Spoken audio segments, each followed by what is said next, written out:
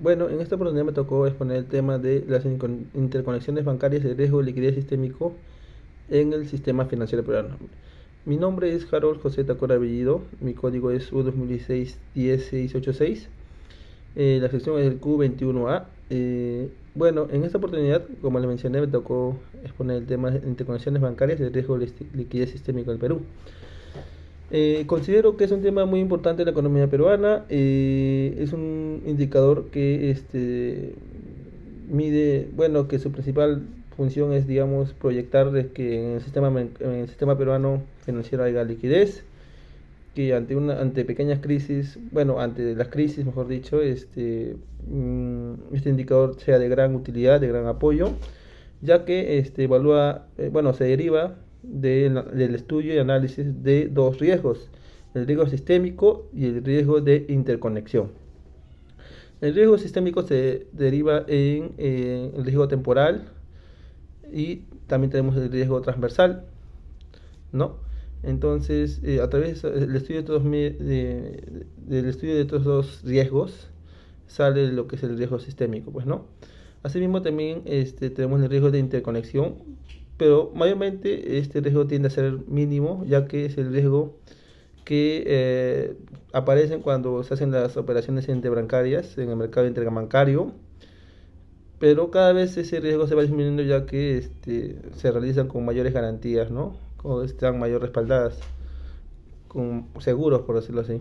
Entonces, esos dos variables son lo que analizan el riesgo. Asimismo, el autor hace ese experimento y, digamos, evalúa el análisis de esos dos riesgos, considerando que, digamos, si tenemos una entidad bancaria A, entidad bancaria B, C y D, entonces, ¿cómo reaccionaría si, digamos, por A o B, la entidad bancaria A, digamos, va a la quiebra y cae? ¿Qué impacto tendría este agente si por A o B sale del mercado, ¿no? Entonces, y los fondos también salen del mercado. ¿Qué impacto tendría? Entonces, el sistema financiero podría absorber ese impacto, o el sistema financiero le podría chocar ese impacto, ¿no? Y si en caso de choque, bueno, el BCR es el que tendría que actuar, ¿no? En ese caso, ¿no? Entonces, para ver si ese análisis, porque ese es un análisis individual, digamos, por cada entidad, porque cada entidad tiene un diferente indicador de liquidez, digamos. Entonces, es por eso que el autor del texto contempla ese indicador, ¿no? Que es la división entre la demanda y la oferta, ¿cómo se llama? De la gente que va a salir con respecto al mercado, ¿no? Si el ratio, digamos, es mayor a uno, es que es muy posible que sí tenga impacto en el mercado, ¿no? Y que va a necesitar ayuda el sistema financiero, pero no va a necesitar ayuda del Banco Central de Reserva, ¿no? Mediante alguna operación o mediante alguna herramienta, ¿no? Pero si es menor a uno, es que el mismo mercado absorbería ese, ese impacto, ¿no? Esa salida, ¿no? Obviamente hay entidades bancarias más grandes, entidades bancarias más medianas, entidades bancarias más pequeñas, ¿no? Entonces, eso analiza, se busca analizar, se busca proyectar, ¿no? El, la medición de ese ratio, pues, ¿no? Y justamente el autor, bueno, ya teniendo ese ratio a la mano, entonces lo hace un análisis desde 2016 hasta la fecha, bueno, hasta 2020, ¿no? 2021 que se publicó el artículo.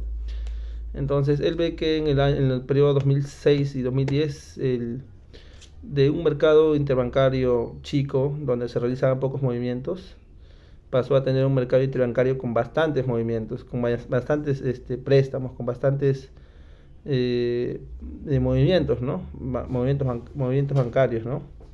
Entonces, eso se pudo notar desde 2006 hasta 2010.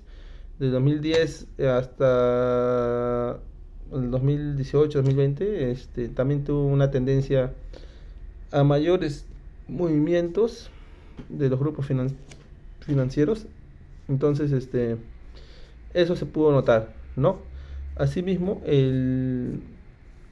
asimismo mi postura es que es un indicador muy útil.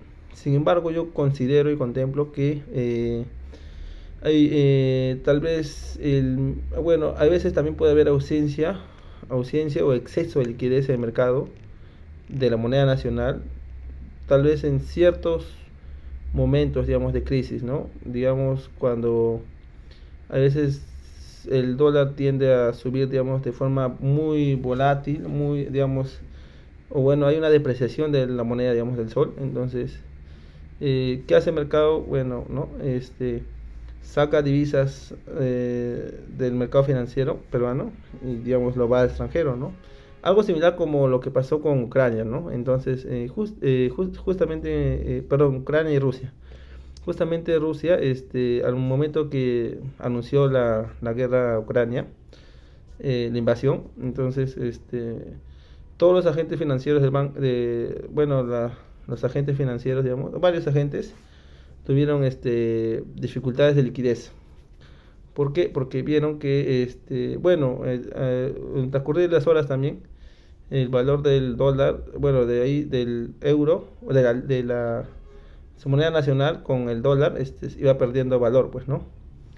Entonces, iba perdiendo valor hasta que llegó un tope y los, el Banco Central o el gobierno local tuvo que poner barreras, ¿no? Para que no puedan seguir reiterando más moneda, más efectivo, ¿no? Porque eso también generaba especulación, ¿no? Y también a la vez generaban una falta de liquidez, ¿no?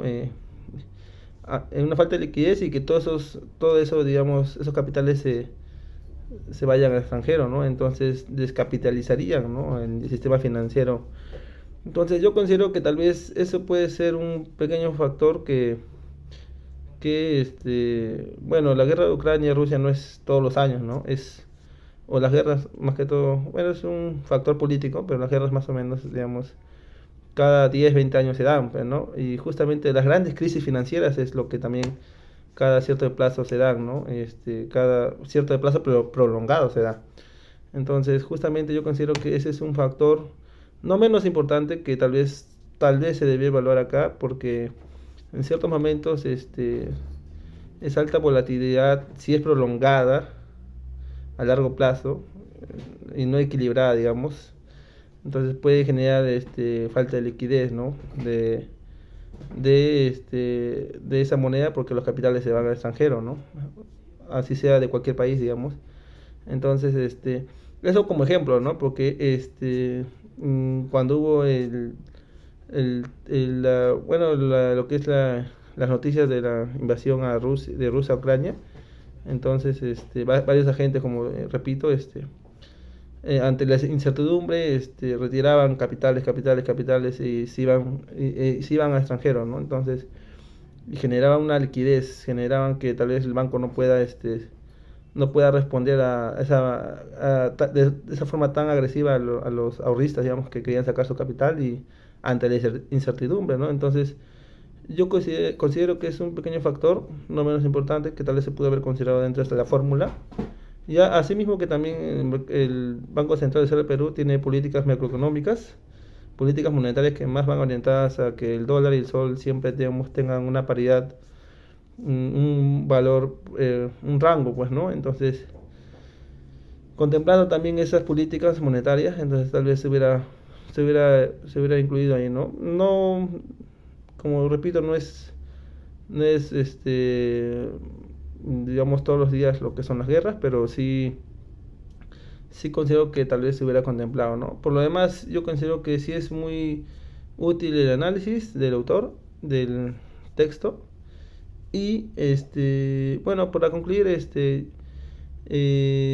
un ratio que de acá al futuro, para prever cualquier crisis financiera, se puede ser bien útil y se puedan tomar herramientas antes de llegar a que haya una falta de liquidez en el sistema financiero, ¿no? Y que sería, pues, no bien desastroso, porque tal vez dañaría la confianza de los inversionistas, ¿no? Para comenzar en el mercado peruano, y también habría una mala perspectiva de los demás países, ¿no? En el manejo de la economía nacional. Eso principalmente y bueno, como lo repito, es un radio muy útil. Eh, eh, Hasta ahí llegó mi exposición. Gracias.